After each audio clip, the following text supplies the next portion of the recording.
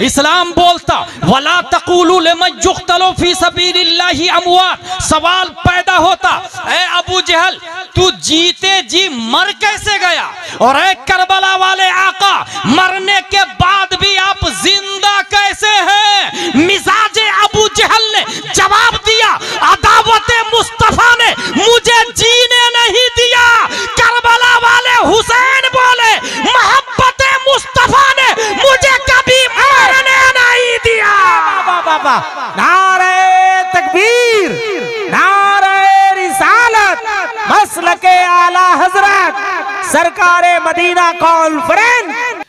किसी का इंतकाल हुआ, इमाम साहब के पास गए, इमाम साहब फुला का इंतकाल हो गया है, नमाज जनाजा असर के बाद होगी, आप ऐलान कर दीजिए। इमाम साहब ने माइक लिया, ऑन किया बटन, निहायत ही अफसोस के साथ ये खबर दी जा रही है कि फुला का इंतकाल हो गया, नमाज जनाजा बाद नमाज असर फुला मस्जिद में अदा की जाएगी। इन्ना लिल्लाहि व इन्ना इलैहि राजिऊन। वक्ते दफन हम मिट्टी देते हैं तो यही पढ़ते हैं, मिन्हा खलकनाकुम वो फीहा नुईदुकुम वो मिन्हा नुखरिजुकुम। 2 दिन के बाद में किसी ने आके कहा कि फला साहब कहाँ है? कहा अभी तो 2 दिन पहले इंतकाल हो गया, फला कब्रिस्तान में दफन है, नमाज जनाजा असर के बाद फला मस्जिद में अदा की गई थी, आपको नहीं पता? बोले नहीं, मुझे खबर नहीं लगी। मलकुल मौत आए, 2 दिन पहले रूह निकाल के ले गए, मीन्स ही इज डेड, वो मर चुका है, वो इंतकाल हो चुका है। कॉमन सेंस आप लोग के यहाँ यही है। अगर इंसान फतह में वॉकिंग कर रहा, टॉकिंग कर रहा, माइंडिंग कर रहा, बिजनेस कर रहा है, दे आर अलाइव, वो जिंदा है। और मलकुल मौत आके रूह निकाल के ले गए, कब्रिस्तान में दफन कर दिया, चंद सालों में घास निकल गई, मीन्स दे आर डेड, वो मुर्दा है। यही समझते ना हम लोग। Today I will prove they are totally wrong. आज मैं ये साबित करूंगा कि ये 100% गलत है। रूह निकलने का नाम मौत नहीं है, और रूह रहने का नाम जिंदगी नहीं है। दलील कुरान और हदीस की रोशनी में प्यारे मुस्तफा सल्लल्लाहु तआला अलैहि वसल्लम 571 ईस्वी अब्दुल्ला की पीठ से, आमीना के बतन से मकाम बैदा पीर के दिन सुबह सादिक तशरीफ लाए, और जब ऐलान नबुव्वत किया, अबू जहल से 1 बार 2 बार 3 बार मान लो मैं अल्लाह का रसूल हूँ, पढ़ लो ला इलाहा इल्लल्लाह मुहम्मदुर रसूलुल्लाह सल्लल्लाहु तआला अलैहि वसल्लम, बार बार कहने के बावजूद अबू जहल नहीं माना। तायरे सिदरत तशरीफ लाते हैं, या रसूल अल्लाह ये मुर्दा है, अव मन काना मैतन, या रसूल अल्लाह ये मुर्दा है। A question arise in our mind in this palace named फतह। अबू जहल हाथ पांव काम कर रहे हैं उसके। इस्लाम सेड ही इज डेड, ये मुर्दा है। अबू जहल के बदन में रूह बाकी है, इस्लाम बोल रहा है ये मुर्दा है। मलकुल मौत आए नहीं, रूह निकाल के ले नहीं गए। नकीरैन ने सवाल नहीं किया कि मन रब्बुका मा दीनुका मा कुंता तक़ूलु फी हक़्क़ि हाज़ा रजुल। इस्लाम सेड ही इज डेड। उसकी बीवी है, बच्चे है, प्लानर है, किलर है, हुजूर सल्लल्लाहु अलैहि वसल्लम के कत्ल का प्लान कर रहा है, मक्के में घूम फिर रहा है, ऐलान कर रहा है कि जो मार के लाएगा नबी का सर उसको 100 ऊंट दिए जाएंगे। But Islam said he is dead. उसकी जुबान बोल रही है, मगर इस्लाम ने क्या कहा? वो मुर्दा है। इससे क्या साबित हुआ? रूह निकलने का नाम मौत नहीं है, और रूह की बका का नाम जिंदगी नहीं है। अबू जहल के बदन में रूह बाकी है, जीते जी इस्लाम ने कहा मुर्दा है। और किसने कहा? जिब्रील अलैहिस्सलाम ने। और जिब्रील अलैहिस्सलाम कभी झूठ नहीं बोलते हैं। हुजूर सल्लल्लाहु तआला अलैहि वसल्लम पर कुरान नाजिल हुआ, कुरान झूठा नहीं है, नबी झूठे नहीं है। दुनिया की तमाम किताबों में सच्ची किताब का नाम कुरान मुकद्दस है, जिसकी हेडिंग है ज़ालिकल किताबु ला रैब फीह। शक की गुंजाइश भी नहीं है इस किताब के अंदर। इस्लाम ने कहा अबू जहल की रूह की बका के बावजूद ये मुर्दा है। अच्छा, ये बात क्लियर हो गई कि जिसके पास रूह हो वो जिंदा है। फतह में ये कोई जरूरी नहीं, झारखंड में वो जिंदा हो ये कोई जरूरी नहीं, इंडिया में वो जिंदा हो क्योंकि रूह बाकी है, बीवी है, बच्चे है, कारोबार कर रहा, बिजनेसमैन है, ये कोई जरूरी नहीं है। और आगे चलें। 1 हिजरी 2 हिजरी 3 4 5 6 7 8 9 10 20 30 40 50 60 61 हिजरी करबला की धरती हजरत अली असगर के हल्क को तीर पार कर चुका। इस्लाम बोलता है जिंदा है। हजरत जुहैर बिन कीन की रूह मलकुल मौत ले जा चुके, इस्लाम बोलता है जिंदा है। हजरत मुस्लिम बिन अकील शहीद हो गए, इस्लाम बोलता है जिंदा है। हजरत हुर जा चुके, इस्लाम बोलता है जिंदा है। हजरत इमाम हुसैन बदन करबला में, सर दमिश्क में, इस्लाम बोलता वला तक़ूलू लिमन युक़्तलू फी सबीलिल्लाहि अमवात। सवाल पैदा होता, ऐ अबू जहल तू जीते जी मर कैसे गया, और ऐ करबला वाले आका मरने के बाद भी आप जिंदा कैसे हैं। मिजाजे अबू जहल ने जवाब दिया, अदावत मुस्तफा ने मुझे जीने नहीं दिया। करबला वाले हुसैन बोले, मोहब्बत मुस्तफा ने मुझे कभी मरने नहीं दिया। बाबा नारे तकबीर, नारे रिसालत, मसलके आला हजरत सरकारे मदीना कॉन्फ्रेंस हजरत अल्लामा मुफ्ती गुलाम जिलानी अजहरी। अरे भाई जिंदाबाद। वाह वाह वाह वाह। बात क्लियर हो गई। जो इंसान झारखंड में चल फिर रहा है वो जिंदा हो कोई जरूरी नहीं, दुनिया उसे जिंदा बोले। According to holy Quran they are may be dead body, और जो कुरान है वही सच है, वही राइट है। मिनहा खलकनाकुम, हमने इसी मिट्टी से आपको बनाया है।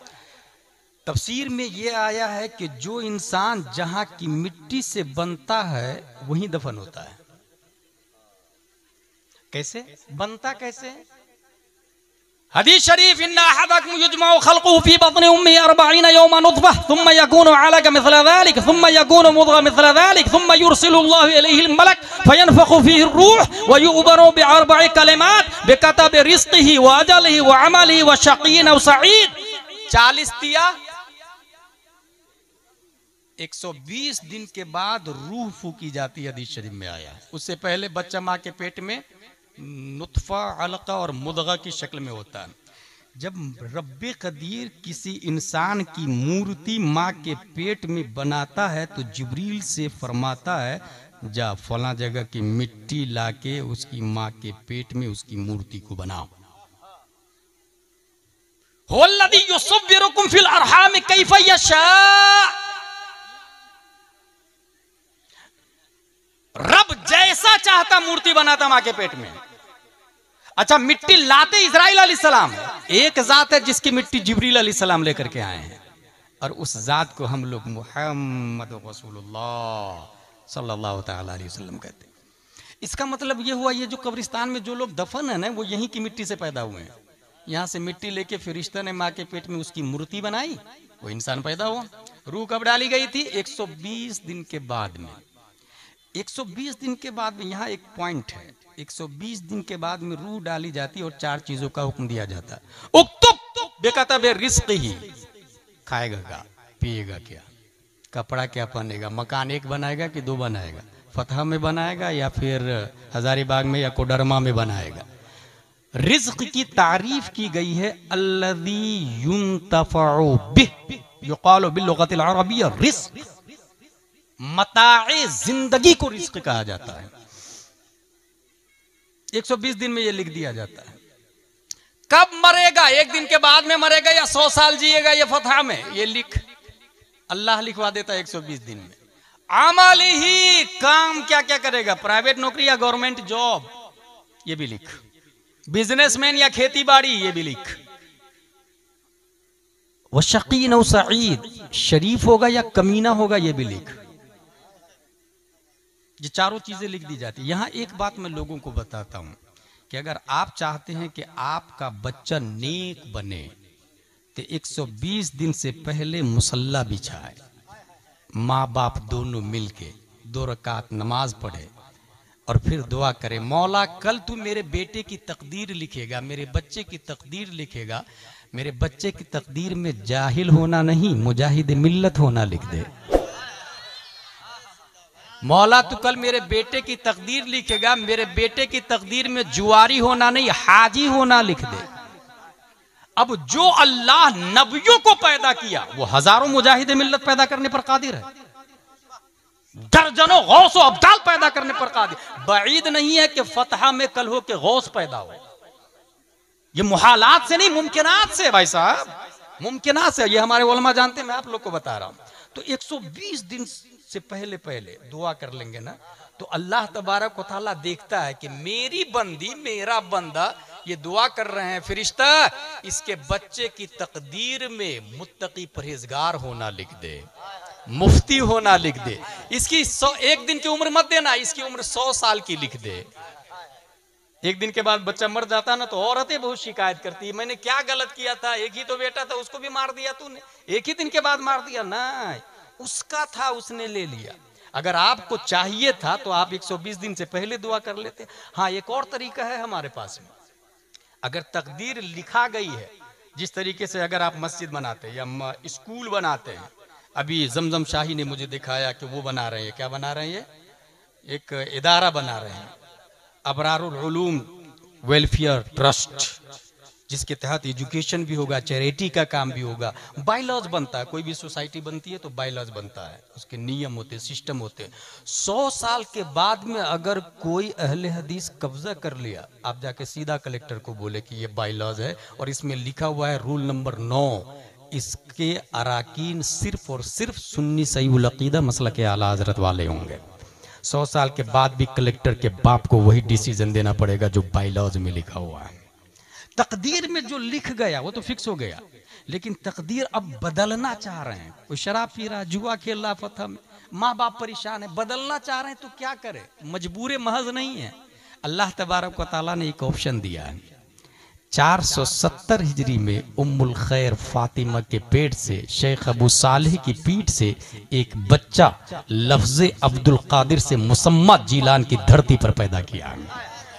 और शेख अब्दुल कादिर को रब्बे कदीर ने वो पावर दिया, वो कुव्वत दिया कि तकदीर के जो बायलॉज है वो जिस दफ्तर में रखा हुआ है, उस दफ्तर का रजिस्ट्रार शेख अब्दुल कादिर जिलानी को बना दिया है। और ये मैं नहीं कहता, अच्छे रजा, प्यारे रजा, आलिम रजा, फाजिल रजा, अल्लाह की रजा, सहाबा की रजा, 10 शव्वाल 1272 हिजरी 14 जून 1856 ईस्वी में नकी अली खां की पीठ से बरेली की धरती पर तसर्रुफात की करवटें लेता हुआ पैदा होने वाला इमाम अहमद रजा खान इरशाद फरमाते हैं कि अल्लाह ने मेरे गौस को तकदीर के रजिस्टर का मालिक और हाकिम बनाया है। वो रकम तराज है, मेरी तकदीर बुरी हो तो भली कर दे के है, मेरी तकदीर बुरी हो तो भली कर दे के है, महबूब इस बात के दफ्तर पे करोड़ा तेरा। नारे तकदीर, नारे रिसालत, सरकारे मदीना कॉन्फ्रेंस, मसलके आला हजरत। ये बात हो गई क्लियर। यहाँ पर मैं इससे पहले तकरीर कर चुका हूँ कि अगर आप चाह रहे हैं कि बच्चे नेक बने, तो बच्चा जब माँ के पेट में हो तो बहुत आसान तरीका है। कहाँ गया मेरा मोबाइल? इस मोबाइल में आप जाएं यूट्यूब पर और वहाँ बोले वैस रजा कादरी कलाम आला हजरत, वो आ जाएगा। वहाँ पर माँ को चाहिए कि आटा गूंथ रही है, मोबाइल इधर लगा दे। अब मोबाइल में चलेगा, क्या दबे जिस पे हिमायत का हो पंजा तेरा, शेर को खतरे में लाता नहीं कुत्ता तेरा। अब जो बच्चा पैदा होगा वो गौसे आजम का शेर बन के पैदा होगा, गौसे आजम का गुलाम बन के पैदा होगा। अब उस बच्चे को कोई डैमेज नहीं कर सकता, कोई डाइवर्ट नहीं कर सकता, कोई गुमराह नहीं कर सकता। माँ बोले सूरह यासीन मा तर्जमाए कंजुल ईमान। अब इधर वो चावल बना रही है और इधर आयत चल रही है यासीन वल कुरानिल हकीम इन्नका लमिनल मुरसलीन अला सिरातिम मुस्तकीम तंजीलल अजीजिर रहीम लितुनज़िरा कौमन मा उनज़िरा आबाउहुम फहुम गाफिलून। अब जो बच्चा पैदा होगा वो वक्त का ताजु शरिया बन के पैदा होगा, वो वक्त का मुफ्ती आजम बन के पैदा होगा। इसलिए माँ और बहनों की खुसूसन ये ड्यूटी है। मिनहा खलकनाकुम, माँ के पेट में बच्चे की तस्वीर बन गई। कैसे बनती है? यहाँ पर बहुत सारे भिन्न भिन्न प्रकार के लोग हैं, चेहरे अलग अलग है, कलर अलग अलग है, मिजाज अलग अलग है। कभी गौर किया आपने? यही जमीन है, यहाँ से घास भी निकलती, काजू भी, किशमिश भी, पिस्ता भी, अखरोट भी, बाजरा भी, जौ भी, मक्का भी, गेहूं भी, चावल भी। जमीन एक ही है। मिन हैसो हिया हिया, जमीन बराबर है। हमारे उलमा जानते हैं मिन हैसो हिया हिया। आप लोग समझ जाए कि जमीन बराबर है। तमाम जमीन जब बराबर है तो ये काजू कहाँ से निकल गया भाई? ये पिस्ता कहां से निकला, ये चावल कैसे निकल रहा है? वजह यह है कि अगर जमीन को चावल से निस्बत हो जाए तो वो जमीन चावल में बदल जाती है। जमीन को अगर काजू से निस्बत हो जाए तो वो जमीन काजू में बदल जाती है। जमीन को अगर पपैयाज से निस्बत हो जाए तो वो जमीन पपैयाज में बदल जाती है। यही से ये बात भी समझ में आ गई कि इन जमीन के जितने मिजाज है उतने ही मिजाज इंसान के हैं, और जमीन के जितने कलर है उतने ही कलर इंसान के हैं। जितने कलर जमीन के उतने कलर इंसान के, जितने मिजाज जमीन के उतने मिजाज इंसान के। और ये भी सुने, जब जो जहां की मिट्टी से पैदा हुआ है वहीं दफन होता है, तो यहां से बात समझ में आ गई, अबू बकर नबी के बाजू वाली मिट्टी से पैदा हुए हैं। हजरत अबू बकर कहां से पैदा हुए? नबी की बाजू वाली मिट्टी से। उनके बाजू से हजरत उमर फारूक आजम। लेकिन एक सवाल पैदा होता है कि फतह में एक इंसान पैदा हुआ, गया हज करने के लिए और मदीने में इंतकाल कर गया। अब वो कहां की मिट्टी से पैदा हुआ था भाई साहब? मुफस्सिरीन इसकी तफसीर लिखते हैं, जब रब्बे कदीर माँ के पेट में उसकी तस्वीर बना रहा था तो तस्वीर में फतह की मिट्टी नहीं मदीने की मिट्टी का इस्तेमाल फरमाया था। इसलिए रहे पैदा तो यहां होगा लेकिन दफन मदीने में होगा। पैदा कहीं भी हो, जहां की मिट्टी लगी है वहीं वो इंसान मदफून होगा। मिनहा खलकनाकुम, हमने आपको इसी मिट्टी से पैदा किया है। अब जब हम लोग मिट्टी से बने हैं तो मिट्टी की दीवार देखी होगी आप लोगों ने, चंद साल चलती है। ये जमीन से मिट्टी उठाए और उसको ताकतवर हाथों से मसले और फिर फूंक मारे, पूरी मिट्टी हवा में तहलील हो जाती है। मगर वही 1000 ग्राम मिट्टी को, 2000 ग्राम मिट्टी को मखसूस फार्म में रख करके अगर पका दे तो वो ईंट बन जाती है। अब उस ईंट से लाल किला बनता है, ताजमहल बनता है, मकान बनता है, बुर्जुल खलीफा बनता है। बुर्जुल मलिक की तैयारी चल रही है, आप लोग को पता है? बुर्जुल खलीफा से बड़ा बन रहा है बुर्जुल मलिक। और अभी तक नासा का नाम सुन रहे थे ना आप लोग, अभी नासा को पीछे छोड़ दिया टेस्ला कंपनी ने।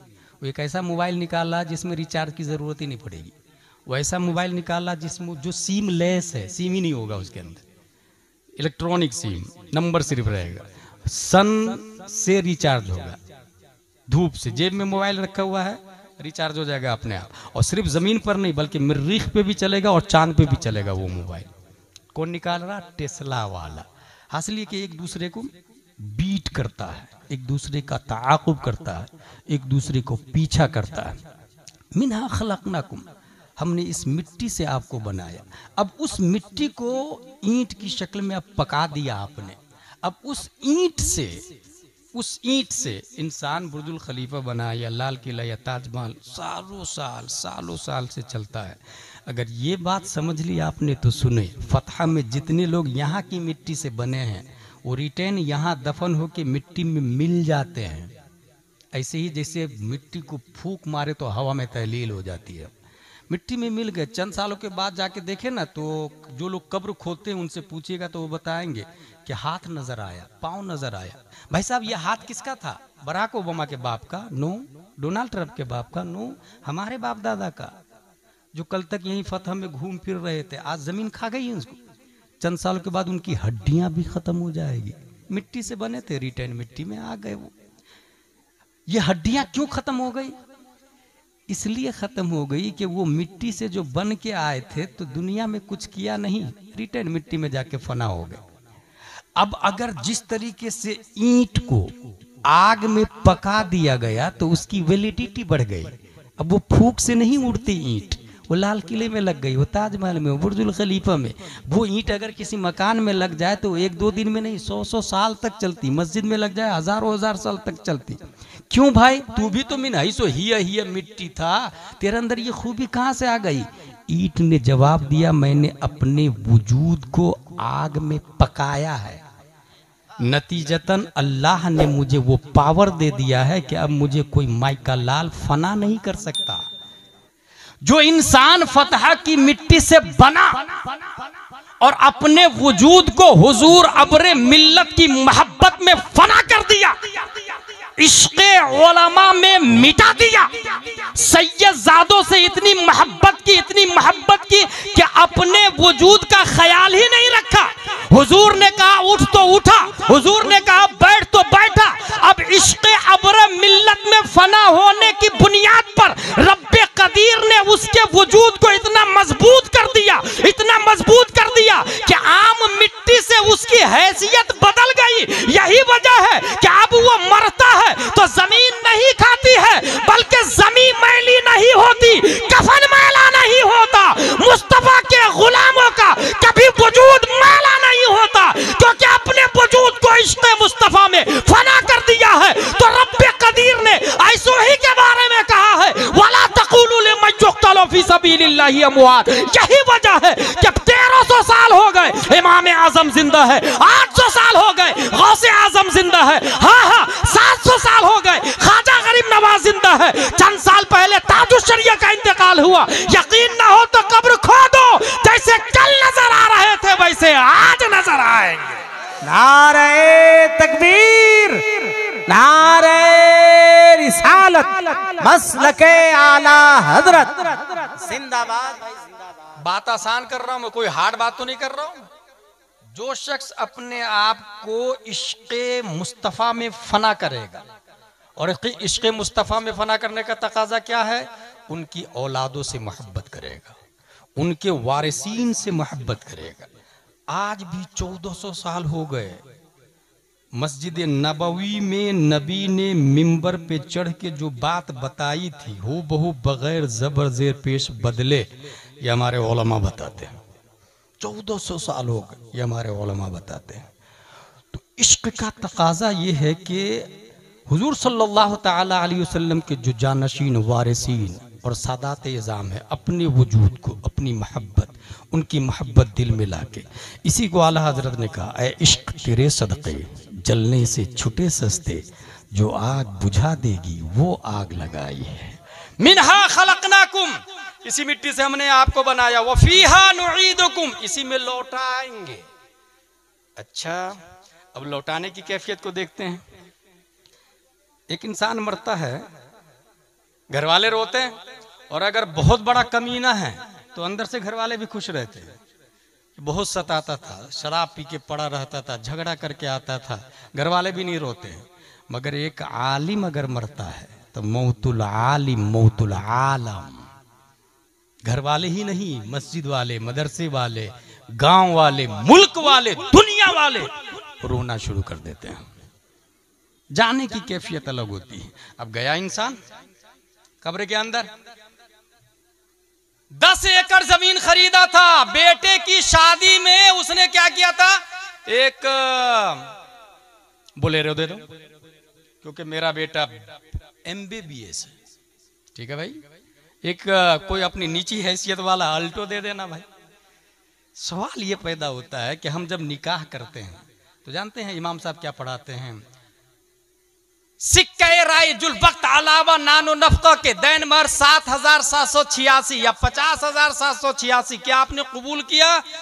हाँ मैंने कबूल किया। लफ्ज देखिएगा, सिक्के राय जुल वक्त यानी जो करेंसी चल रही है, अलावा नानो नफका के, खाना पीना ये शौहर के जिम्मे है, उसके अलावा दैन महर देना होगा शौहर को। खाना पीना किसके जिम्मे है? शौहर। जूं ही कहा कबूल है, बीवी का खाना पीना मर्द पे वाजिब हो जाता है।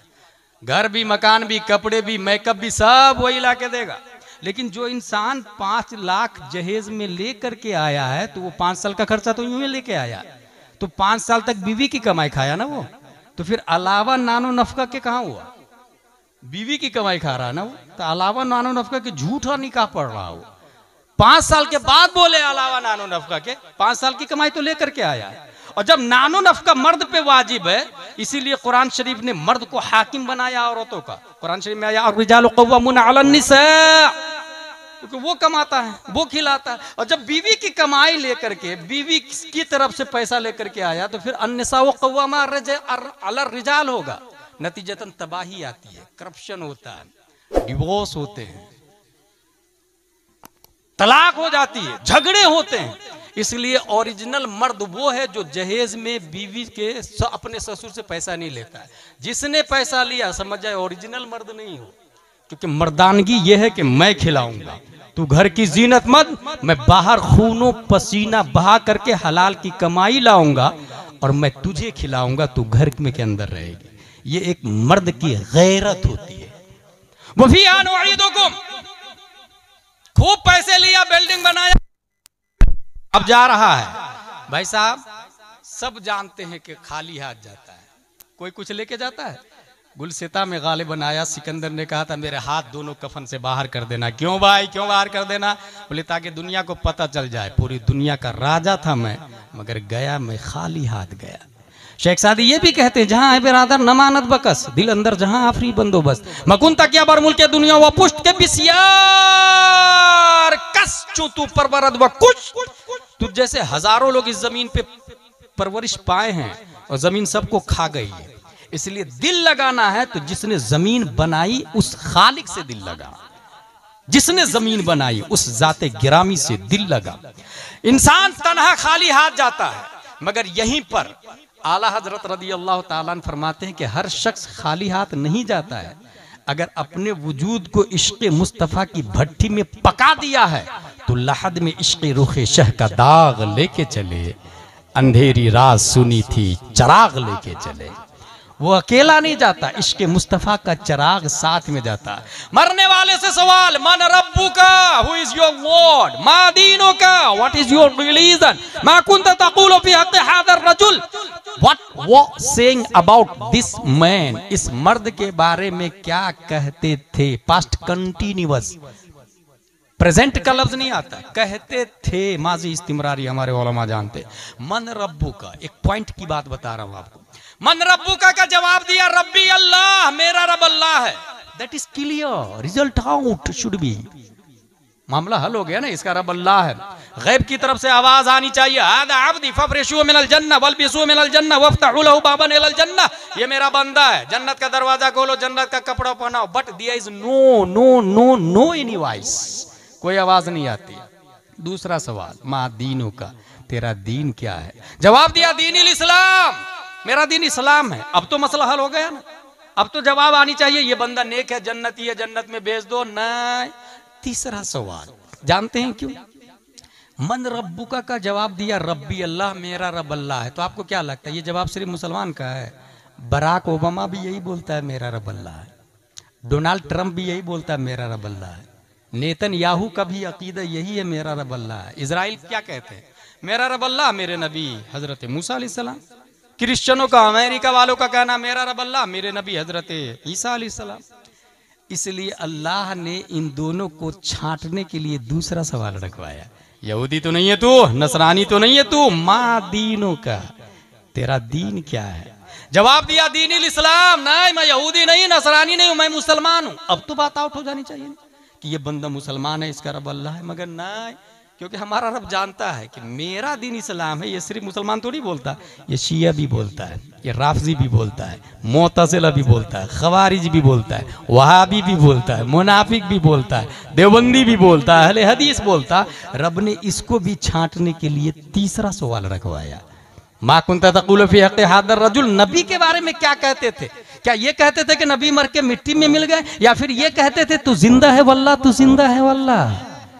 नबी के बारे में क्या कहते थे? पीठ पीछे का इल्म नहीं है, या फिर ये कहते थे तुझ पर किताब उतरी तिबियाना लिकुल्लि शै, तफसील जिसमें मा अबर व मा गबर की है। इस नबी के बारे में क्या कहते थे?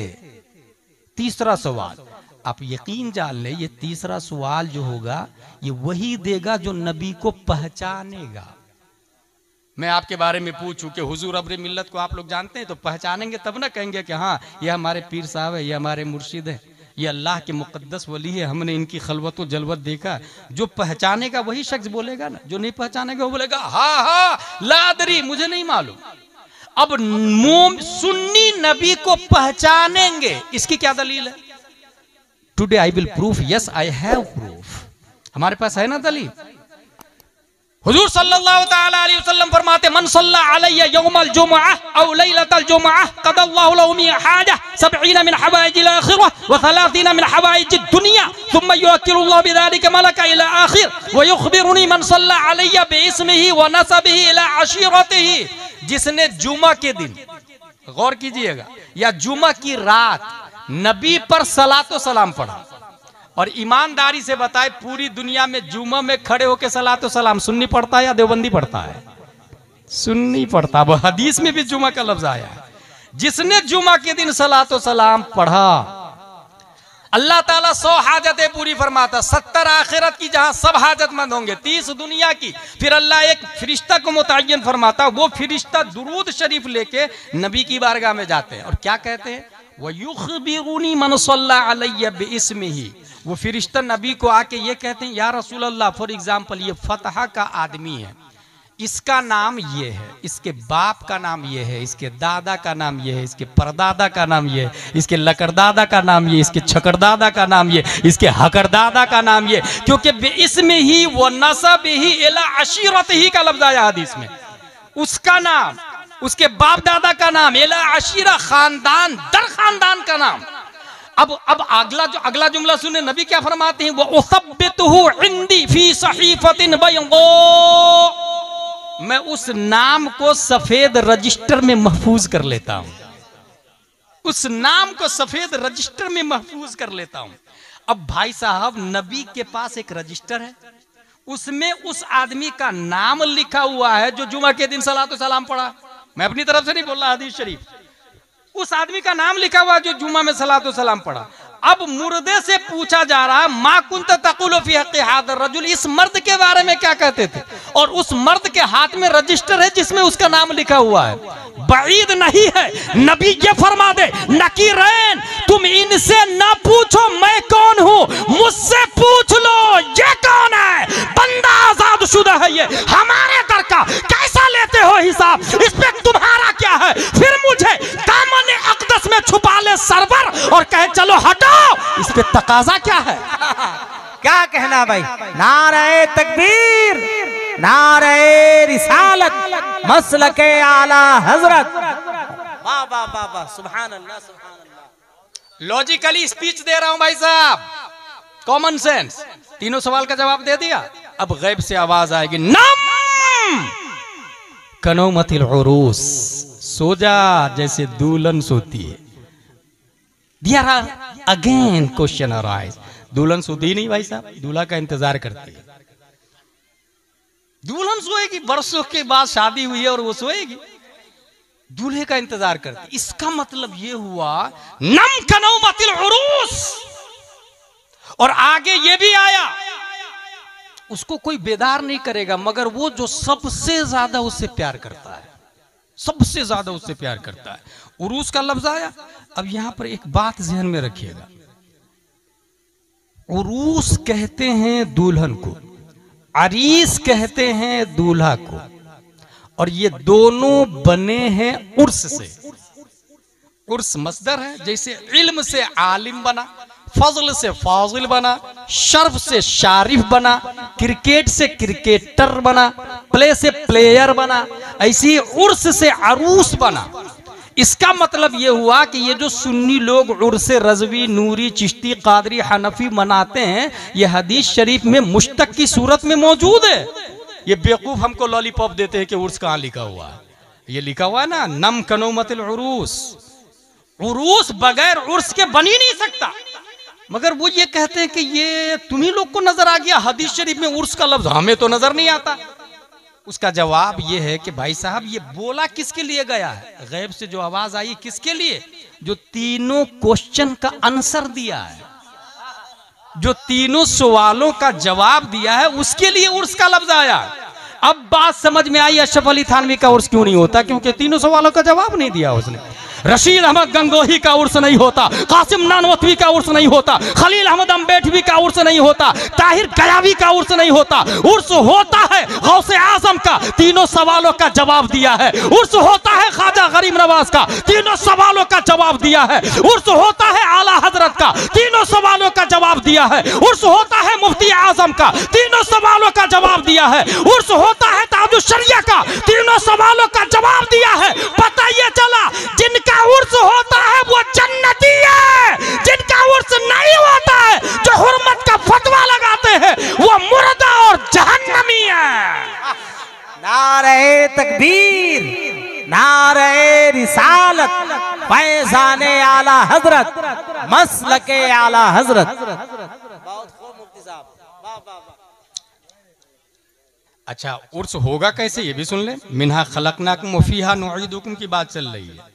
उर्स के अंदर एक बात ध्यान में ये रखिएगा, उर्स में अगर ढोल ताशे बाजे गजेरी जुआरी भंगेरी शराबी ये लोग आके अगर उर्स मना रहे हैं तो समझ जाइए ये चीटर है, ये कुछ गड़बड़ी कर रहा है, इस्लाम के खिलाफ है। ये उर्स में गाने बाजे ढोल ताशे नहीं होना चाहिए, शरा के दायरे में हो उर्स, कवाली नहीं होनी चाहिए। और साहिब उर्स की जो सिफत बताई गई है वो ये कि वो मुतशर्रे हो, और अगर खातून है तो वो पर्दे का एहतिमाम करती है, अमानत में खयानत नहीं करती है। अच्छा, पर्दे का ये हरगिज मतलब नहीं है कि पूरा चेहरा छुपा हुआ है मगर बातों 100 से ज्यादा कर रही है, 100 से ज्यादा लोगों से बातें कर रही है। पर्दे का ये हरगिज मतलब नहीं है कि चेहरा तो आज तक किसी ने नहीं देखा। ऐसी बहुत सारी औरतें हैं चेहरा आज तक देखा ही नहीं, मगर London, America, England, Nepal, Qatar, बहुत सारे बेशुमार ममालिक में मर्दों से बेधड़क बातें कर रही है। समझ जाइए पर्दे के नाम पे बेवकूफ बना रही है, क्योंकि चेहरा छुपाने से ज्यादा वाजिब है, फर्ज है आवाज छुपाना, क्योंकि सौतुल मरअह अयज़न हरामुन, औरत की आवाज भी औरत है, ये साबित है शरअ शरीफ से, औरत की आवाज भी औरत है। इसलिए अगर कोई पर्दे कर रही है तो आवाज का भी पर्दा करे, हर चीज का पर्दा हो। कितना पर्दा करना चाहिए? यहाँ वमिन्हा नुखरिजुकुम पर मैं आ रहा हूँ, वमिन्हा नुखरिजुकुम तारतन उखरा, हम आपको इसी मिट्टी से निकालेंगे। हदीस शरीफ के अंदर आया सब नंगे उठेंगे, सब नंगे उठेंगे, फतहा में भी सब नंगे उठेंगे, पूरी दुनिया में सब नंगे उठेंगे। फतावा रज़विया शरीफ में सबसे पहले जिसको कपड़ा दिया जाएगा वो हजरत इब्राहिम अलैहिस्सलाम है। कौन है वो? हजरत इब्राहिम अलैहिस्सलाम। आला हजरत की एक खासियत थी, अगर वो किसी नबी में कोई फजीलत देखते तो उससे ज्यादा अफजल फजीलत अपने नबी में तलाश करने लग जाते थे, और इब्राहिम अलैहिस्सलाम से अफजल हमारे नबी सल्लल्लाहु अलैहि वसल्लम। तो आला हजरत तलाशने लगे कि हमारे नबी को कब कपड़ा दिया जाएगा। तलाशते तलाशते तलाशते एक हदीस मिल गई। आला हजरत फतवा रज़विया शरीफ में लिखते हैं हमारे नबी को कब्र ही में जन्नत का जोड़ा पहना दिया जाएगा। सुभान अल्लाह, कब्र ही में जन्नत का जोड़ा पहना दिया जाएगा। अब जो यहां से ये बात समझ में आई, जो इंसान जितना ज्यादा पर्दे का एहतिमाम करेगा उतनी ही जल्दी हश्र में कपड़ा दे दिया जाएगा। अब वो औरतें जो कम कपड़ा पहनती है उसका क्या हाल होगा? जो कम कपड़ा पहनती है, मैंने इससे पहले कई तकरीरों में ये कहा है कि फतहा में जानवर भी नंगे पैदा होते और इंसान भी नंगा पैदा होता है। बड़ा होके जो कपड़ा ना पहने वो जानवर है, जो कपड़ा पहन ले वो हजरत इंसान है। सही बोल रहा? खाना दोनों खाते हैं, इंसान भी जानवर भी। हलाल और हराम की तमीज न करे वो जानवर है, और जो हराम को लात मार के सिर्फ हलाल हलाल खाए वो हजरत इंसान है। क्या कहना है? प्यास दोनों को लगती है, जानवर को भी इंसान को भी। नापाक को छोड़ करके सिर्फ पाक पानी पिए वो हजरत इंसान है, और जो पाक नापाक दोनों पी ले, जैसे शराब पीने वाला, शराब नापाक है, अब जो शराब पीता है वो नापाक पीता है, वो इंसान थोड़ी है, वो जानवर है, वो इंसान है ही नहीं। इसीलिए जब अक्ल खत्म हो जाती है तो वो जानवरों की सी हरकतें करने लग जाता है। उलाइका कल अनआम बल हुम अज़ल, उससे भी ज्यादा गुमराह हो जाता है। दोनों नंगे पैदा हुए, दोनों को भूख लगती, जानवर को भी इंसान को भी। एक और बात बता दूं, दोनों पेशाब करते हैं, जानवर भी इंसान भी। खड़े खड़े कहीं भी शुरू हो जाए उसे जानवर कहते हैं, और जो बैठकर खलवत में पेशाब के बाद पानी ले उसे हजरत इंसान कहा जाता है। अब इससे ये समझ में आया, जो औरत जितना कम कपड़ा पहनती है मैदान महशर में उतनी ही देर से कपड़ा दिया जाएगा उनको, और वहां दादा परदादा लकड़ दादा सब अरबों के बीच में वो नंगी होगी। सोचे आप, अगर उस रुसवाई से माँ और बहनें बचना चाहती है तो आज पर्दा करे। और इसकी दलील है मेरे पास, अल्लाह ने एक खातून के लिए स्पेशल पर्दे का एहतिमाम फरमाया है। मैदान महशर में एक खातून के लिए। और उसकी वजह क्या है? उसकी वजह यह है कि उस खातून ने दुनिया में पर्दे का एहतमाम किया है, और इतना पर्दे का एहतमाम किया है कि आला हजरत फरमाते हैं जिनका आंचल न देखा महो महर ने, उस रिदाए नजाहत पे लाखों सलाम। और उसी खातून का खून हुजूर अपने मिल्लत के बदन में गर्दिश कर रहा है। अल्लाह तबारक व तआला इनका साया हम पर दराज फरमाए। वो खातून है। एक इंसान अगर यहां से 5 की स्पीड में वॉकिंग करता हुआ जाए, आप पहचान लेंगे खालिद साहब जा रहे हैं। और अगर 50 की स्पीड में जाए, पहले सोचेंगे आप कौन गया, हाँ हाशिम साहब गए, देख लिया मैंने। और अगर वो 200 की स्पीड में अपाची से आपके सामने से गुजर जाए, confused, can't understand who is crossed me, कौन गुजरा बता नहीं पाएंगे आप 200 की स्पीड में। और अगर 500 की स्पीड में हो, और सबसे ज्यादा स्पीड किस चीज की है? रोशनी की। सूरज की रोशनी 8 मिनट कुछ सेकंड में धरती पे पहुंचती है। ये साइंसदानों ने बताया सबसे ज्यादा तेज रफ्तार रोशनी है। उस खातून के बारे में हदीस शरीफ में आया है कि मैदान महशर में अल्लाह तबारक व तआला बिजली की रफ्तार में उस खातून को गुजारेगा। बिजली की रफ्तार में, तो यूं ही नहीं दिखेगी ना। उसके बाद दूसरा पर्दे का एहतमाम है कि 70,000 हूरें चारों तरफ से घेरी रहेंगी उसको, उसके बीच में वो खातून जाएगी। 70,000 हूरों के बीच में। सिर्फ यही नहीं, 70,000 हूर है, बिजली की रफ्तार है, यूं भी नजर नहीं आती। उसके बावजूद रब ने लोगों को, ताकि पता चल जाए कि ये कौन जा रही है, निदा आएगी, या अहलल जमई नक्किसू रूसकुम गुद्दू अबसारकुम हत्ता तमुर्र फातिमा बिन्त मुहम्मदिन सल्लल्लाहु अलैहि वसल्लम फतमुर्र मअहा 70,000 जारिया मिन अल हूरिल ईन कमर्रिल बर्क। ए हश्र वालों, अच्छा हश्र वालों का लफ्ज आम है, ये नहीं आया कि फासिको फाजिरो शराबी वो, नहीं।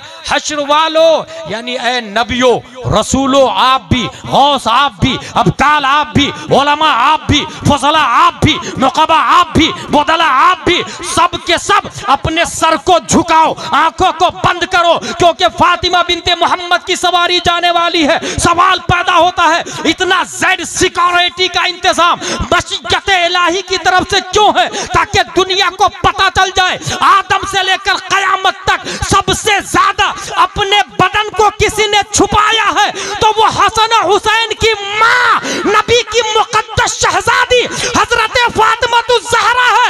यहीं से मिजाज मिल गया कि फतह की औरतें अगर अपने बदन को छुपाएगी तो मेरी अकीदत कहती है फातिमा ज़हरा के पीछे पीछे रब्बे कदीर उनके लिए भी पर्दे का एहतमाम करा देगा। क्या कहना है? नारे तकबीर, नारे रिसालत, सरकारे मदीना कॉन्फ्रेंस। सुभान अल्लाह, सुभान अल्लाह, सुभान अल्लाह। लिहाजा मुतशर्रिअ अगर होगा इंसान तो उनका उर्स होता है। वो मिन्हा नुखरिजुकुम, इंसान उठा, शफाअत होगी। शफाअत का मरहला में हमारे उलमा, मस्जिद के बारे में एक बात बताऊं आप लोग को, मुझसे अच्छी तकरीर आपकी मस्जिद के इमाम साहब करते हैं। क्यों? इसलिए कि मैं एक तकरीर कई जगह कर लेता हूं और नजराना भी माकूल मिलता है मुझको। मगर मस्जिद के इमाम साहब हर जुम्मा नई नई तकरीर करते हैं, क्योंकि पब्लिक सेम है ना, वहीं पर वही पब्लिक है। हमारी पब्लिक बदल जाती है, सामीन बदल जाते हैं। तो इमाम साहब जो नई नई तकरीर करते हैं, तो नमाज के बाद में जुम्मा के दिन 50-100 रुपये का मुसाफा कर लिया करे। क्या कहना है? इस 100 रुपये के बदले में आपकी जेब से तो जाहिरन 100 रुपया गया, हकीकत में अल्लाह ताला 500 गुना ज्यादा बरकत देगा। प्लस में आपके ईमान की हिफाजत उसी मस्जिद का इमाम करता है, उसी मिंबर रसूल पर बैठकर गुफ्तगू करने वाला करता है। इस वजह से जो लोग तकरीर सुनते हैं जुम्मा में, वो ये सुन चुके होंगे कि सब लोग पहले आदम अलैहिस्सलाम के यहाँ जाएंगे। यहाँ पर मुफ्ती मुजीब अशरफ अलैहि रहमान नागपुरी ने एक बात कही थी कि ये आदम अलैहिस्सलाम के पास जाने का मशवरा कौन देंगे? तो उसके जवाब में लिखा है कि उलमाए किराम मशवरा देंगे कि सब के सब हजरत आदम अलैहिस्सलाम की बारगाह में जाओ। कौन मशवरा देंगे? ये उलमाए किराम देंगे। और पब्लिक कहाँ जाएगी? उलमाए किराम के पास। आज भी आप गौसे आजम के पास थोड़ी जाते, हुजूर अब्रे मिल्लत के पास आते, इन उलमा के पास आते। ये उलमा कहते हैं कि गौसे आजम कौन थे। उस वक्त भी हश्र में भी उलमा के पास जाएंगे और उलमा कहेंगे सबके बाप आदम अलैहिस्सलाम है, वाया वाया वाया वाया हुजूर सल्लल्लाहु अलैहि वसल्लम।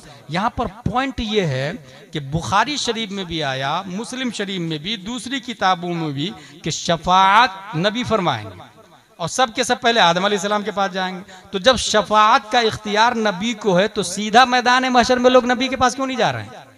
दुनिया में पढ़ चुके हैं ना भाई, और उलमा भी रहेंगे मैदान महशर में, तो सबके सबको आदम अलैहिस्सलाम के पास जाना ही नहीं चाहिए, क्योंकि आदम अलैहिस्सलाम खुद हमारे नबी के मोहताज होंगे, इब्राहिम अलैहिस्सलाम हमारे नबी के मोहताज होंगे।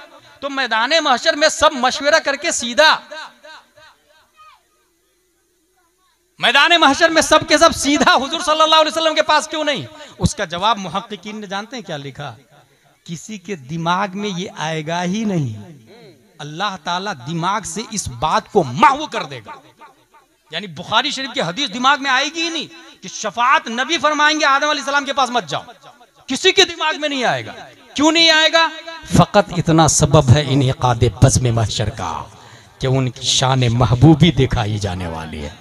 हुजूर सल्लल्लाहु तआला अलैहि वसल्लम सजदे में है, rabbi humbly उम्मती rabbi humbly उम्मती rabbi humbly उम्मती। आवाज आएगी या मोहम्मद इस इरफा रासक सल तुअता इशफा तुशफ़ा। ऐ मोहम्मद सल्लल्लाहु अलैहि वसल्लम सजदे से सर उठाइए, मांगिए दिया जाएगा, शफाअत कीजिए कबूल की जाएगी। सवाल पैदा होता है कि हदीस शरीफ से साबित है, किताबों से साबित है, अल्लाह को सबसे प्यारी अदा बंदे की सजदा पसंद है। बंदा जब सजदे में होता है तो अल्लाह सबसे ज्यादा लव फरमाता है, मोहब्बत फरमाता है, प्यार फरमाता। सबसे प्यारी अदा जब अल्लाह को सजदा है तो हश्र में फरमाया सजदे से सर उठाइए। प्यारी अदा सजदा, मगर कहा जा रहा सजदे से सर उठाइए, मांगिए दिया जाएगा, शफाअत करे कबूल की जाएगी। जानते हैं क्यों? इसलिए कि रब मोहब्बत फरमाता मुस्तफा से, और कितनी मोहब्बत फरमाता, कितनी फरमाता, वला सौफा युअतीका रब्बुका फतरदा। अब प्यारे मुस्तफा से कहा गया सजदे से सर उठाइए। नुक्ता यहां पर यह है कि महबूब सजदे से आप सर उठाइए, आप मुझे देखिए, मैं आपको देखूंगा, आप मेरी ज़ियारत करें, मैं आपकी ज़ियारत करूंगा, और इस देखा देखी में आप मुझे तकते रहे, मैं आपको तकता रहूंगा। इस ताका ताकी में आप मांगते चले जाएं और मैं देता चला जाऊंगा। आप मुझे देखे, मैं आपको देखा हूं, फिर मांगते रहिए और मैं देता चला जाऊंगा। यहां तक कि राय बराबर भी ईमान होगा, उसको भी निकाल लेंगे। बात समझ में आ गई? यह है मिन्हा खलकनाकुम व फीहा नुईदुकुम व मिन्हा नुखरिजुकुम तारतन उखरा। यह बुखारी शरीफ है। आखिरी पॉइंट, इसको किसने लिखा? अबू अब्दुल्लाह मोहम्मद बिन इस्माइल बिन इब्राहिम बुखारी। पूरी दुनिया में कुरान के बाद सबसे अफजल यही किताब है, बुखारी शरीफ। और हुजूर सल्लल्लाहु तआला अलैहि वसल्लम के कौल फेल तकरीर को हदीस कहा जाता है। और इमाम बुखारी महीनों का सफर करके इसको लिखे हैं, महीनों का सफर करके। और ये पता चलता कि फला आदमी के पास नबी की हदीस है तो वो चले जाते थे, और जाने के बाद जब उससे हदीस सुनते और फिर उसके बारे में इंक्वायरी करते और पता चलता ये जिंदगी में कभी झूठ बोला है, तो उसकी हदीस को बुखारी में कोड ही नहीं किया उन्होंने। 7 लाख 5 लाख से ज्यादा हदीसें याद थी, 6 लाख बल्कि हदीसें याद थी, मगर बुखारी शरीफ में तमाम हदीसें कोड ही नहीं की उन्होंने। इसी वजह से जो इंसान झूठ बोलता है वो ये कहे कि मैंने चांद देखा, हुजूर अब्रे मिल्लत कहेंगे तुम्हारी शहादत काबिल कबूल नहीं, क्योंकि तू झूठ बोलता है, तू दाढ़ी कटाता है, तू नमाज नहीं रख पड़ता, तू रोजा नहीं रखता, तू ज़कात नहीं देता, तू फासिक है। जो अल्लाह के मामले में झूठ बोल सकता है, हुकूकुल इबाद में झूठ बोल सकता है, वो हुकूकुल्लाह में झूठ बोलने में क्या लगेगा उसको? इसलिए उसकी गवाही इमाम बुखारी हदीस ही नहीं लेते थे। बचपन में इमाम बुखारी की आंखों की बिनाई चली गई। इनकी वालदा बहुत मुत्तकी परहेजगार थी।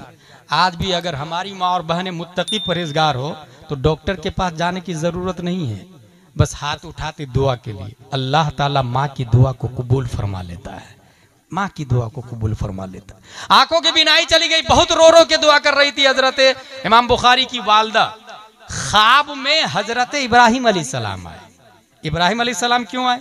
क्योंकि अबू अब्दुल्लाह मोहम्मद बिन इस्माइल बिन इब्राहिम बाप का नाम इस्माइल है, दादा का नाम इब्राहिम है। इसलिए मैं कहता हूं नाम है, बच्चा पैदा हो ना तो नाम हजरत से पूछ के रखा करें।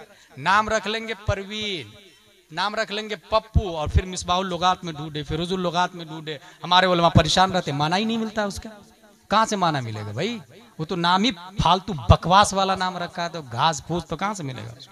इसलिए नाम रखे तो अच्छा नाम रखे। अबू बकर नाम रखे ताकि वो सच बोले। उमर फारूक नाम रखे ताकि हक व बातिल के दरमियान खत्ते इम्तियाज खींच दे।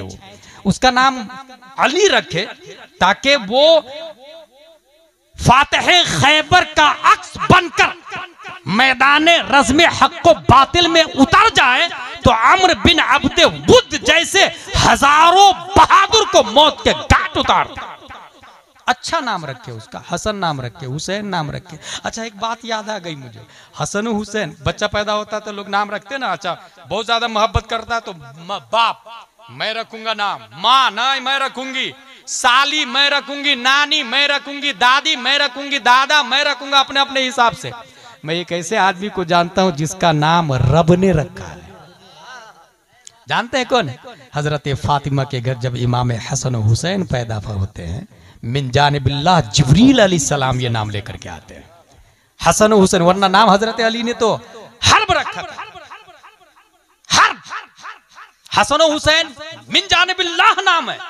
और ये भी एक पॉइंट की बात बता दूं, आदम से लेकर प्यारे मुस्तफा तक किसी नबी के नवासे का नाम हसन हुसैन नहीं। ऐसे ही जैसे मोहम्मद किसी नबी का नाम नहीं है, पर्दे खिफा में रब ने रख दिया था इसको, ऐसी हसन हुसैन भी पर्दे खिफा में। हजरत अबू अब्दुल्ला मोहम्मद बिन इस्माइल बुखारी शरीफ लिखते हैं, इसके अंदर एक हदीस शरीफ है। वो हदीस शरीफ अगर आपने समझ लिया तो हुजूर अब्रे मिल्लत की कद्र और कीमत समझ में आ जाएगी। हदीस शरीफ में है, अनिल बरा रदियल्लाहु अन्हु क़ाल रअयतु नबी सल्लल्लाहु अलैहि वसल्लम वल हसन इब्न अली अला आतिक़िही यक़ूल अल्लाहुम्मा इन्नी उहिब्बुहु फअहिब्बहु। ए अल्लाह मैं इससे प्यार करता हूँ। इमाम हसन को कांधे पे बैठाया था नबी ने और फरमाया ऐ अल्लाह मैं इससे प्यार करता हूँ, तू भी इससे प्यार फरमा। बुखारी शरीफ की एक हदीस। दूसरी हदीस अनस रदियल्लाहु अन्हु लम यकुन अहदुन अशबह बिन नबी सल्लल्लाहु अलैहि वसल्लम मिनल हसन इब्न अली रदियल्लाहु अन्हुमा। यहां एक पॉइंट की बात है, फतहा में अगर सूरज निकलता है तो पश्चिम किधर है? इधर पश्चिम है ना, सूरज निकलता है इधर से, ठीक। अब एक आदमी इधर से जा रहा है सूरज निकलते समय 8 बजे के आसपास, उसका साया कितना फीट होगा? 10 फीट, 15 फीट, 20 फीट। यानी सूरज जूजू निकलता है साया कम होता चला जाता है। यही होता ना, शुरू में 100 फीट साया होता है। अब अगर रास्ता ऐसा है उत्तर दक्षिण का, सामने से कोई आदमी आएगा तो वो ये कहेगा सीटी बजा के, भाई भाई भाई ये साया को हटा लीजिए ना, मैं चप्पल पहन के ऊपर से गुजरने वाला हूँ, आपका साया पाँव के अंदर आ सकता है, साये को साइड कर लीजिए ना। ऐसा होता है क्या?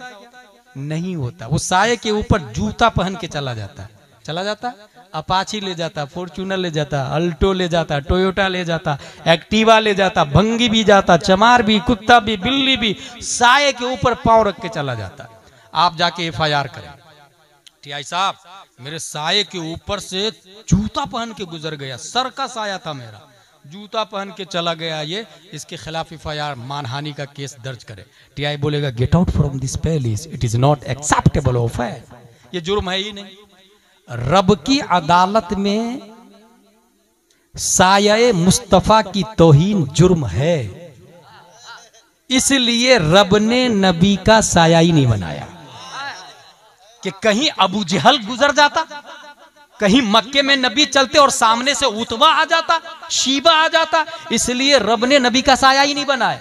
साये ने जाके शिकायत की, मौला तेरा इरशाद है वमा अरसलनाका इल्ला रहमतल लिल आलमीन, तूने नबी को सारे आलम के लिए रहमत बनाया, मैं नबी का तो हूं ही नहीं, तो फिर नबी मेरे लिए रहमत कैसे हुए? साये ने कहा रब से, मौला नबी सारे आलम के लिए रहमत है, मेरे लिए कैसे रहमत? मैं तो नबी का हूं ही नहीं, नबी का होता तो नबी मेरे लिए रहमत होते, मगर मैं तो नबी का हूं नहीं, मेरे लिए कैसे रहमत? रब ने साया की शिकायत कबूल फरमा ली और साया बनाया, साये की शक्ल में नहीं बनाया, इंसान की शक्ल में साया बनाया। जब एक बच्चा पैदा होता है सबसे पहले माँ देखती है, नर्स देखती है, दाइयाँ देखती है। आइए हसन और हुसैन के बारे में पूछते हैं हजरत अली रज़ियल्लाहु ताला अन्हु से, what are you thinking about your both son named Hasan और हुसैन के बारे में आपकी क्या राय है? हजरत अली इरशाद फरमाते हैं, अल हसन अशबह बिर रसूल सल्लल्लाहु अलैहि वसल्लम मा बैन सद्र इला रास वल हुसैन अशबह बिन नबी सल्लल्लाहु अलैहि वसल्लम मा काना अस्फल मिन ज़ालिक। इमाम हसन सीना से सर तक रसूलुल्लाह के मुशाबे है, इमाम हुसैन सीना से पांव तक रसूलुल्लाह के मुशाबे है। पता ये चला रब ने नबी का साया बनाया मगर साये की शक्ल में नहीं, हसन और हुसैन की शक्ल में बनाया। अब अगर कोई हसन और हुसैन की तौहीन करता है तो वो नबी की तौहीन मानी जाएगी, हसन और हुसैन से प्यार करता है तो नबी से प्यार माना जाएगा। और ये मैं नहीं बोलता, अच्छे रजा, प्यारे रजा, आशिक रजा, फाजिल रजा, अल्लाह की रजा, सहाबा की रजा, इमाम अहमद रजा खान फाजिल बरेलवी इरशाद फरमाते हैं, मादूम न था साया शाह सकलैन, उस नूर की जलवागाह थी जाते हसनैन। तमसील ने उस साये के दो हिस्से किए, आधे से हसन बने, आधे से हुसैन।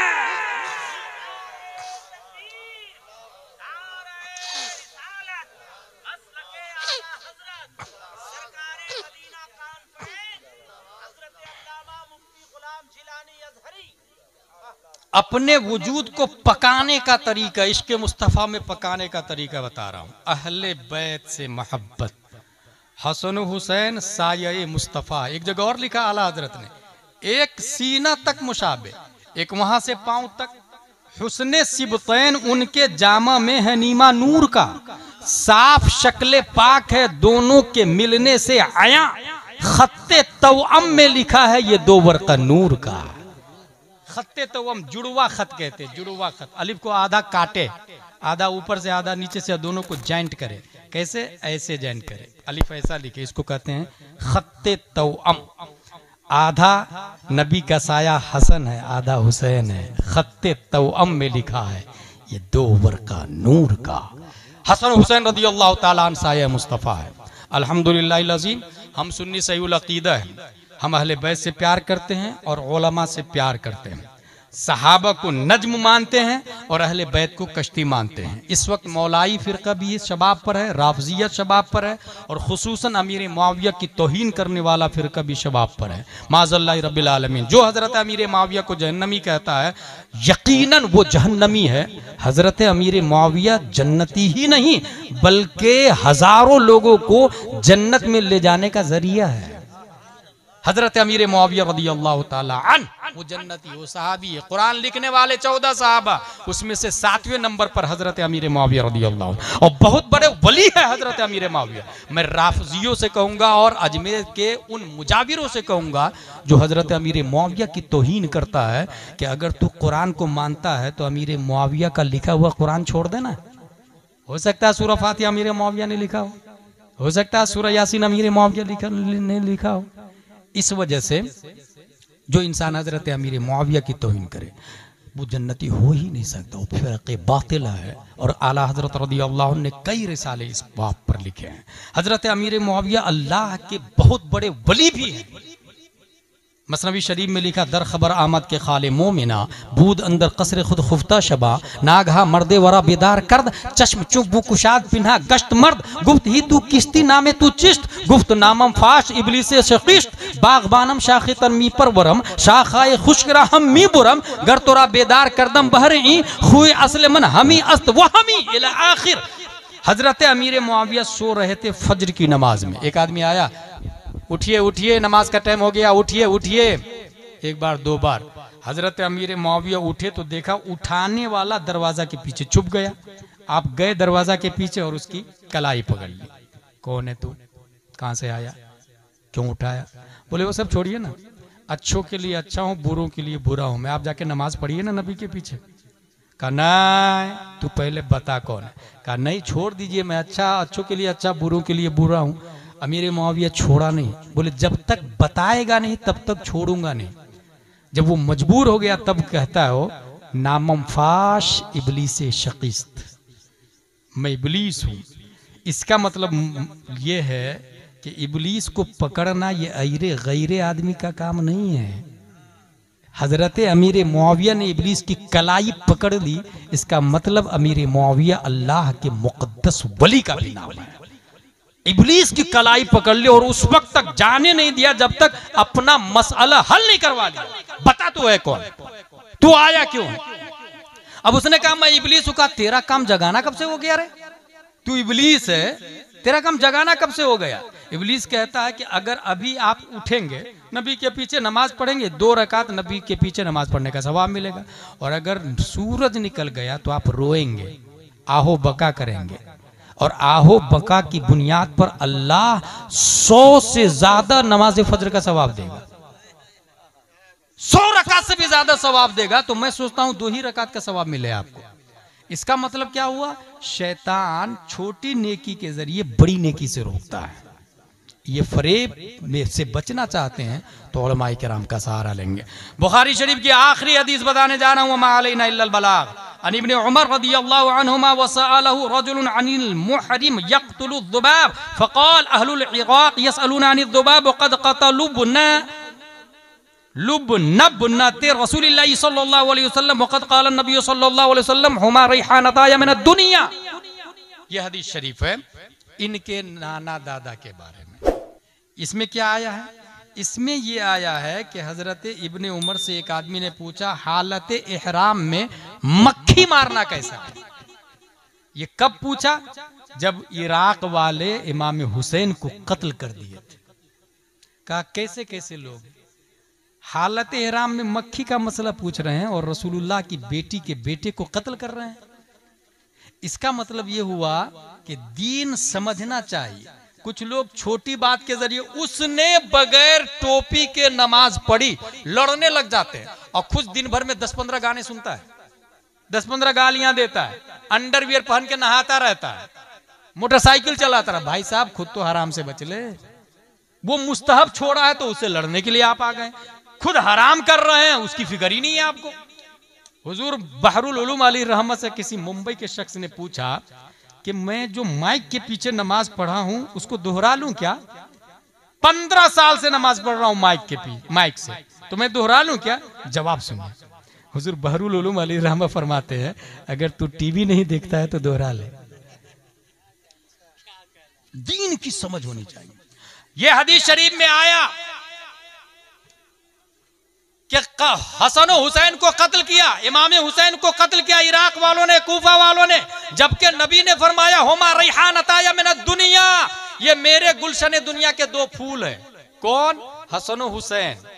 गुलशन दुनिया के 2 फूल। लफ्ज क्या है? रेहान। रेहान का 5 माना है। एक माना है औलाद, दूसरा माना है खुशबूदार फूल, तीसरा माना है रहमत, चौथा माना है राहत, 5वां माना रिज्क। ये रेहान का माना अरबी में आप देखिएगा तो, और सब माने यहां पर मुमकिनुल वुकू है, सब माने, और बदर्द अतम फिट है हजरत इमाम हुसैन रदियल्लाहु ताला अन्हु, इमाम हसन रदियल्लाहु ताला अन्हु। नबी ने क्या फरमाया? ये मेरे गुलशन दुनिया के 2 फूल हैं। अब एक सवाल पैदा होगा कि आप लोगों ने जो गुलाब का फूल देखा है, तो गुलाब का फूल और ये हसन हुसैन जो फूल है, दोनों में फर्क दिख रहा है आपको? भाई फूल जो बोला जाता है, मैंने कहा कि फतह में वो एक आदमी है जो शेर है, इसका क्या मतलब हुआ? 4 पांव है उसके पास, गोश्त खाता है वो हमेशा कच्चा वाला ना, मतलब बहादुर है। तो नबी जी ने जो फूल कहा ये हकीकत है या मजाज है? ये पॉइंट है यहाँ पर।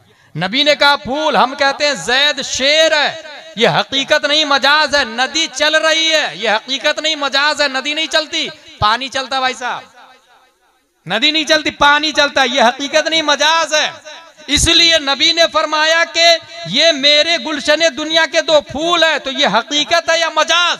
फूल को इंसान, फूल से खुशबू आती है, इंसान फूल को सूंघता है, मशामे जाको मुअत्तर करता है, तो क्या हसन और हुसैन से खुशबू आती है जो नबी ने कह दिया ये दोनों फूल है? जब हमने इसका मुताला किया, पढ़ते पढ़ते पढ़ते एक हदीस शरीफ नजर आ गई। प्यारे मुस्तफा सल्लल्लाहु तआला अलैहि वसल्लम इरशाद फरमाते हैं, व इन्नी अशुम्मुहुमा, दुनिया वालों तुम मेरे हसन और हुसैन को मजाजन फूल मत समझना, बल्कि हकीकत में ये दोनों मेरी दुनिया के फूल हैं। और अशुम्मुहुमा, मैं इन्हें सूंघता भी रहता हूँ, सूंघता रहता हूँ, खुशबू लेता रहता हूँ। पता ये चला हसन और हुसैन हकीकत में फूल है। अब सवाल पैदा होता, नबी होके गैरे नबी को क्यों सूंघते हैं? नबी होके गैरे नबी के बदन से खुशबू क्यों लेते हैं? तो उसका जवाब यह है कि ये गैरे नबी की खुशबू नहीं है, बल्कि हसन हुसैन के बदन में फातिमा की खुशबू है और फातिमा के बदन में